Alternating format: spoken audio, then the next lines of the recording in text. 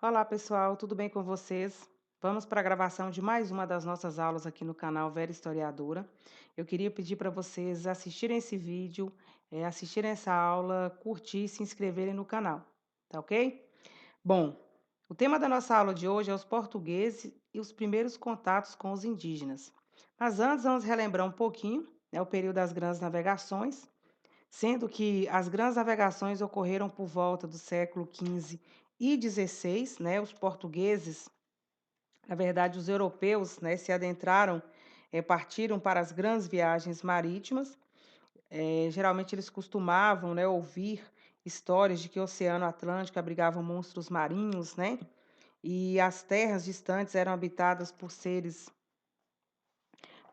assustadores, mas na verdade os reais perigos que eles enfrentavam nessas grandes viagens era a fome constante, as doenças, né, que existiam dentro das embarcações.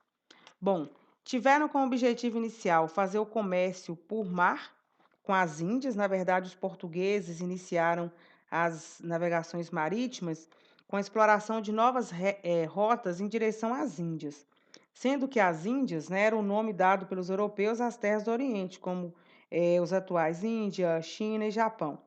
Então, lá nas Índias, eles poderiam adquirir especiarias e outros artigos orientais a preços mais baixos e revendê-los na Europa.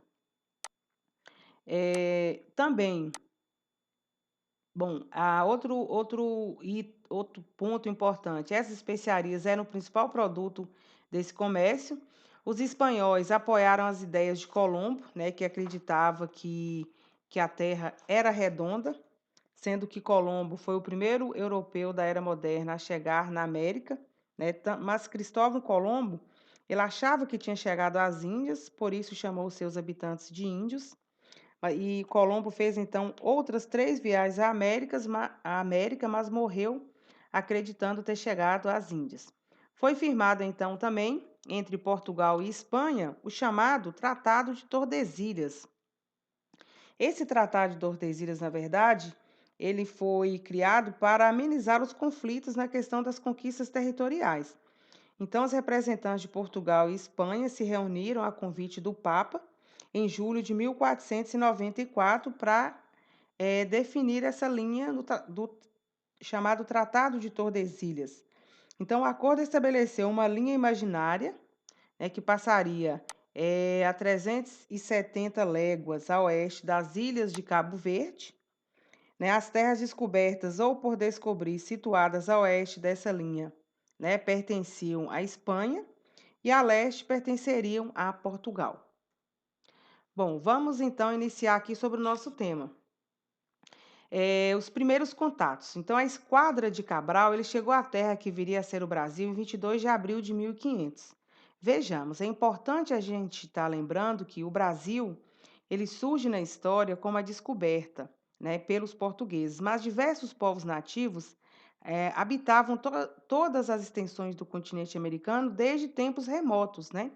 Então, as primeiras tribos a avistar os portugueses quando eles chegaram nessas terras que hoje deveriam ser chamadas de Brasil foram o Tupiniquim, que tinha uma aldeia onde hoje é Porto Seguro, na Bahia. Então, esse contato ele causou de início um certo impacto nos tupiniquins, já que eles não estavam acostumados a ver caravelas, que eram aquelas grandes embarcações, e mais ainda ao ver o homem branco de barba e vestido de cabeça aos pés, né? Da cabeça aos pés. Na verdade, os nativos andavam seminus. Então, quando os portugueses chegaram às terras que viriam a ser chamadas de Brasil, eles encontraram aqui povos com cultura, né, com costumes, com organização social e línguas totalmente diferentes do que eles conheciam na Europa, na África e também no Oriente. Então, calcula-se que em 1500, entre 3 milhões e 5 milhões de nativos já habitavam o território brasileiro. Cada um dos grupos que viviam aqui, né, eles possuíam seus rituais, possuíam suas crenças, né, suas línguas, suas formas de trabalho, sua forma de organização social. E segundo uma classificação feita por estudiosos, né, as línguas mais faladas pelos indígenas do Brasil podem ser agrupadas em 4 troncos linguísticos, que é Tupi, Macro-G, Aruaque e Caraíba, ok? Bom, os portugueses também ficaram impressionados quando encontraram, né, os indígenas. Tanto que Pero Vaz de Caminha, que era o responsável por descrever tudo a respeito da nova terra e enviar ao rei, e assim ele escreveu: andavam ali, ó, muitos deles, ou quase a maior parte, outros andavam ali esquartejados de cores, ou seja, todos pintados como era de costume, né? Os indígenas pintarem o corpo, faz parte da cultura deles. Então, os primeiros contatos com os indígenas e os portugueses, né, entre os indígenas e os portugueses, foram amigáveis. Pedro Alves Cabral chegou mesmo a convidar os índios para conhecer sua embarcação.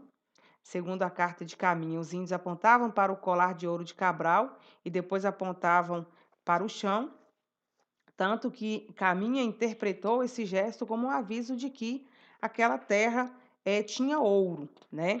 Então, foi inicialmente um contato amigável entre indígenas e portugueses. Houveram, então, assim, algumas trocas, né? Os portugueses queriam uma madeira abundante que existia no Brasil, que é o pau-brasil, a gente vai falar aqui agora. Já os indígenas gostaram dos instrumentos que os portugueses traziam, né, como os machados, pás, foices, facas. No caso do espelho aqui, foi o que mais atraiu os indígenas, né, os nativos, porque eles se viram maravilhados em poder apreciar a própria face. Então, esse tipo de troca que não usa dinheiro é chamado de escambo. Bom, o primeiro produto a despertar o interesse comercial dos portugueses em terras brasileiras vai ser o pau-brasil, né? Isso porque os exploradores portugueses, eles não encontraram ouro nem pedras preciosas em suas primeiras incursões à América. Então, nas primeiras expedições à América, os portugueses encontraram uma árvore nativa, da qual se extraía uma tinta vermelha, né? Que era muito cobiçada na Europa, esse pau-brasil, para atingir tecidos e pintar manuscritos. Então, era o pau-brasil o primeiro produto a despertar o interesse comercial dos portugueses em terras brasileiras. A árvore ela crescia abundantemente na Mata Atlântica, especialmente no litoral do sul do estado da Bahia. Então, por sua madeira ser muito dura e resistente, ela também vai ser utilizada nas obras de construção civil e naval. Então, assim que os portugueses descobriram esse pau-brasil, logo eles trataram de declarar um monopólio real sobre a exploração desse produto. O que quer dizer isso? A madeira só poderia ser extraída e comercializada com autorização régia e pagamento de tributos a Portugal. Então, o pau-brasil passou a ser monopólio de Portugal. Então, na floresta, a madeira ela era explorada, né, no regime de escambo, como eu já disse, né? Os nativos cortavam a madeira, carregavam até os navios em troca de diferentes produtos, como peças de tecido, contas coloridas, canivetes, facas, espelhos. É o chamado escambo. Pessoal, é importante a gente frisar aqui, é importante a gente falar que a intensa exploração de pau-brasil devastou a espécie, né? Hoje, ela está ameaçada de extinção, como tantas outras espécies nativas da Mata Atlântica. Bom, pouco tempo depois, então, da chegada dos portugueses, né, ao Brasil, começaram, então, a perceber que era muito lucrativo a madeira do pau-brasil, pois além de servir para fazer móveis, também tingir roupas, né? Os tupiniquins, por sua vez, não seguiam a mesma lógica dos europeus de acumular riqueza. Então, logo quando trocavam madeira por um objeto, eles não a cortavam mais, mas os portugueses precisavam de muita madeira e quando o escambo passa a não dar mais certo, eles começam a escravizar os indígenas, né? Então, no início da colonização portuguesa, pessoal, na América, as relações entre portugueses e indígenas foram pacíficas, né? Só que, por meio dessa convivência, os europeus, né, aprenderam com os nativos a orientar-se nas matas, a fabricar canoas, passaram a adaptar com a alimentação dos nativos, por exemplo, o consumo do milho, da mandioca e outros produtos da dieta indígena. Porém, né, as tensões elas tornaram-se inevitáveis quando os portugueses começaram a escravizar os indígenas. né, obrigando esses indígenas a abandonar suas aldeias, a trabalhar nas lavouras. Então começa aí a Guerra dos Conquistadores contra os nativos que resistiam à dominação. Então, assim, no século XVII, né, uma parcela da população nativa já tinha sido dizimada pelos portugueses. Acontece, então, uma grande resistência indígena, né, vai se intensificar no processo de colonização.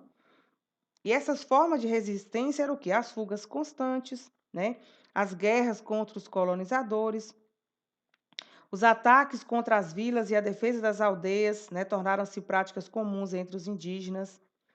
E também muitos preferiam tirar a própria vida do que serem escravizados. Era outra forma usual de resistência também. Tinha a questão da sabotagem, né, o projeto de dominação. Em geral, os indígenas faziam aliança com alguns outros povos, né, contra os invasores europeus. Então, ao longo dos séculos, os indígenas tiveram de enfrentar a violência, né, da dominação, a invasão de suas terras e também a imposição de outra cultura, ok?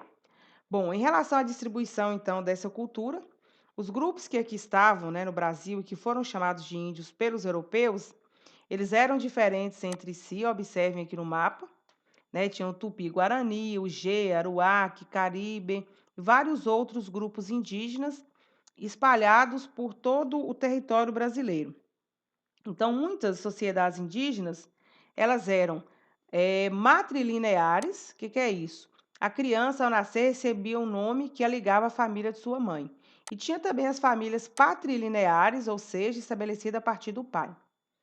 É, em relação aos casamentos, em geral, acontecia entre membros, né? Em relação aos casamentos, acontecia entre membros da mesma família. E em certos grupos, os guerreiros tinham direito também a ter mais de uma esposa.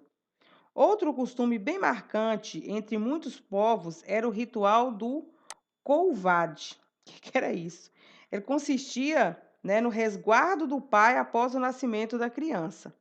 Nesse período aí, do nascimento da criança, o pai não podia trabalhar e deveria se alimentar de forma moderada. Era o chamado couvade, né? Esse ritual aqui utilizado, na verdade, praticado pelos nativos. Em relação à alimentação, as tribos eram divididas de acordo com um grupo cultural, mas dentro de um mesmo grupo existiam várias tribos que muitas vezes eram inimigas. Assim, as aldeias, elas estabeleciam entre si laços de solidariedade. Entretanto, né, havia guerras constantes entre grupos diferentes. Muitas vezes os conflitos ocorriam quando um povo queria afirmar sua superioridade sobre o outro, tá?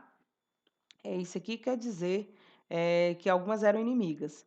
Então, como são os descendentes dos primeiros habitantes da América, os indígenas tinham também como prática a caça, a pesca e a coleta, né? Mas, com o passar do tempo, também desenvolvem a prática da agricultura. Aqui vocês vão ver alguns alimentos que eram cultivados, né? E ainda são, que é o milho, a batata doce, tomate, feijão, o amendoim. A batata, a gente fala batata inglesa, mas não chamavam de batata inglesa naquele período. A mandioca, ou conhecido como aipim, maniva, né? Bom, mudaram seus nomes, né? Então, o contato com o europeu, ele vai ser devastador para os nativos, né? Além das doenças que os europeus trouxeram, tinha também a questão do trabalho forçado, que vai contribuir em muito para o extermínio de algumas tribos, e sem falar na violência, né, que não foi apenas física. Então, voltando aqui, ó, contato do europeu foi devastador. Doenças, né, que os europeus vão trazer para os nativos, trabalho forçado, que contribuiu para o extermínio de algumas tribos, e a violência que era não só física, né? Porque os índios eles eram obrigados a seguir a religião dos portugueses, que era o catolicismo. Além disso, eram batizados e tinham seus nomes trocados. Então, além de uma violência física que eles sofriam também a violência por a imposição de uma cultura que não era deles. Então, geralmente, o novo nome era bíblico. Isso demonstra que a dominação também era cultural, já que o objetivo era tirar a identidade do índio, tá? Então é importante vocês frisarem isso, que esse contato do europeu com os nativos que se encontravam aqui nessa região, né? vai ser um contato devastador. Doenças, trabalho forçado, violência física, imposição cultural, que vai querer tirar a identidade do índio. Até os dias de hoje, né, a resistência acontece com a reafirmação da identidade dos diversos povos indígenas, na luta pela preservação e pelo reconhecimento de sua cultura. Então, isso quer dizer que até os dias de hoje, os índios ainda reafirmam a sua identidade. É uma forma de resistência da comunidade indígena. Aqui a gente tem uma foto, índios fazem manifestação em frente ao Palácio do Planalto em 2015. Então, a luta dos nativos, a luta dos indígenas continuam até os dias atuais, principalmente para poder preservar a identidade cultural. Bom, aqui como tarefa nós temos, eu quero que os meus alunos aí do sexto ano, não, desculpa, do sexto não, do sétimo ano, da Escola Estadual Professor José Miranda, eu quero que vocês pesquisem em jornais, revistas e na internet notícias sobre a situação dos grupos indígenas na atualidade. Vocês também vão pesquisar no YouTube a canção Índios, Legião Urbana, e realizar as atividades do PET 4, semana 1, páginas 62 e 63. Então, nós terminamos por aqui a nossa aula de hoje e bons estudos para vocês.